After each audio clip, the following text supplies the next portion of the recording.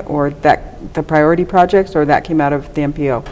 That came out of the MPO, Okay. and of course Keith went to BTAC and presented the bicycle priority, the project list, basically, the priority list, and that's what was recommended by BTAC to City Council, saying this is what we recommend That you include in the bond question? Correct. Yeah, okay, so lots of people have spent time fleshing this out.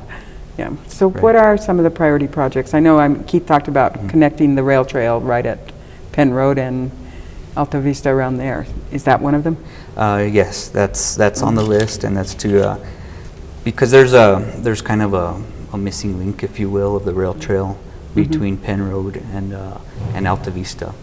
So that's one thing, is to close that link and get some sort of connection there to continue the rail trail. So for our audience, that would be roughly the intersection of St. Francis and Cerrillos, sort of behind the state offices, correct? Along the railroad tracks. Right. And right now people have to ride either in the parking lot or yeah, they have to take a street connection. They have to take a street connection, yeah. So it's just a relatively small piece. Okay. Although I can't tell you exactly what we would do in that area. That's, of course, that's part of our job, is to study it and look at alternatives.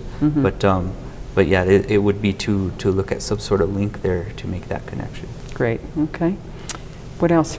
Well, the list is numerous, which is in itself a challenging thing, because even if they're small projects, they can take as much time to develop and get through the process.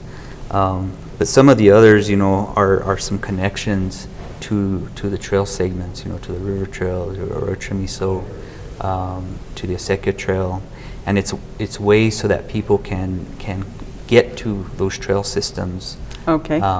So there's a lot of different connections. We call them connections. So they're just little pieces of pavement from here to there, or something like that? It could be, yeah, or longer segments, of course. But in the Parks Bond, we concentrated on creating larger segments of the trail system.